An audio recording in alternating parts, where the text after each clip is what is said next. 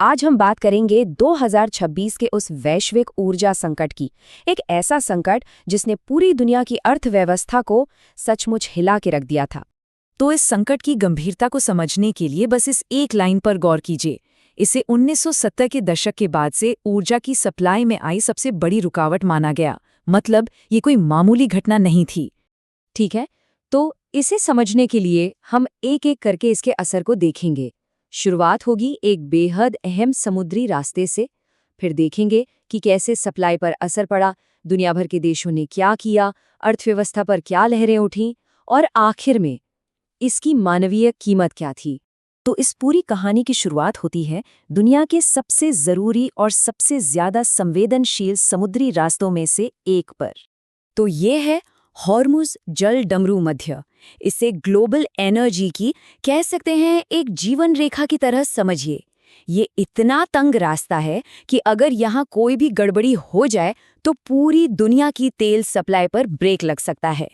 और देखिए कि हालात कितनी तेजी से बिगड़े। सिर्फ कुछ हफ्तों के अंदर ही एक इलाकाई टकराव एक बड़े ग्लोबल सिक्योरिटी संकट में बदल गया, जिसने पूरी दुनिया को अपनी चपेट में ले लिया। ये जो टेबल है, ये उस नाकाबंदी की कह सकते हैं खौफनाक हकीकत को दिखाती है। कुल मिलाकर 28 से भी ज्यादा जहाज़ों पर हमले हुए और नतीजा समंदर से होने वाला सारा व्यापार लगभग थम सा गया था। तो अब आते हैं पहली लहर पर। देखते हैं कि कैसे इस हिंसा ने फौरन ही दुनिया भर के एनर्जी मार्केट्स में एक भूचाल ला दिया। सबसे पहले तो दुनिया को ये एहसास हुआ कि उसकी 20% तेल सप्लाई पर अचानक ताला लग गया है।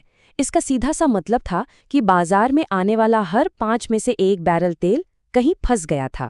जाहिर है, इसी डर की वजह से शिपिंग कंपनियों ने अपने जहाज़ों को उस खतरनाक रास्ते से भेजना बंद कर दिया, और नतीजा ये हुआ कि उस रूट पर जहाज़ों की आवाजाही में 70% की भारी गिरावट आ गई।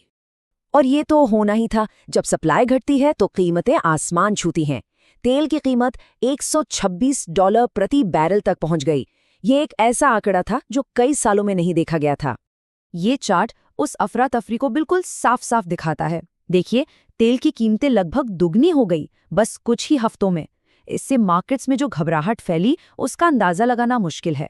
जब बाजारों की हालत इतनी खराब थी तो अगली लहर सरकारों की प्रतिक्रिया की थी। दुनिया भर की सरकारें इस झटके के असर को कम करने के लिए हर मुमकिन कोशिश कर रही थीं। अच्छा, इंटरनेशनल एनर्जी एजेंसी के मुताबिक ज्यादातर देशों ने 2 ही मुख्य रास्ते अपनाए। एक तरफ ऊर्जा की खपत कम करने की कोशिश की गई और दूसरी तरफ आम लोगों को इस महंगाई की मार से बचाने के उपाय किए गए। ऊर्जा बचाने के लिए कुछ देशों ने तो वाकई में बहुत बड़े और कह सकते हैं हैरान करने वाले कदम उठाए। सोचिए, हफ्ते में सिर्फ 4 दिन काम, QR कोड से पेट्रोल का मिलना, और यहाँ तक कि स्कूल कॉलेज भी बंद कर दिए गए। अब अगली लहर की बात करते हैं कि कैसे ये एनर्जी का झटका पूरी ग्लोबल इकोनॉमी में फैल गया, बंदरगाहों से लेकर फैक्ट्री की प्रोडक्शन लाइनों तक। देखिए, सेंटर फॉर अमेरिकन प्रोग्रेस के एक एनालिसिस के मुताबिक मैन्युफैक्चरर्स पर 5 तरफ से दबाव पड़ा। कच्चा माल महंगा हो गया, माल ढुलाई की लागत बढ़ गई, सप्लाई में देरी होने लगी, और फिर घरेलू और अंतर्राष्ट्रीय दोनों ही बाजारों में मांग घटने लगी। उस वक्त माहौल कैसा था, ये एक एनर्जी फर्म के अधिकारी के इस बयान से पता चलता है। चारों तरफ बस अनिश्चितता थी। किसी को भी नहीं पता था कि आने वाले वक्त में क्या होने वाला है। और अब हम आते हैं सबसे आखिरी और शायद सबसे जरूरी लहर पर, यानी इस संकट का आम लोगों की जिंदगी पर क्या असर हुआ। नेपाल जैसे देशों के लिए ये संकट बहुत निजी था। सोचिए, खाड़ी देशों में काम करने वाले करीब 17 लाख नेपाली कामगारों की नौकरियां अचानक खतरे में पड़ गईं। इसका मतलब था कि उनके परिवारों तक पहुंचने वाला पैसा भी रुक गया।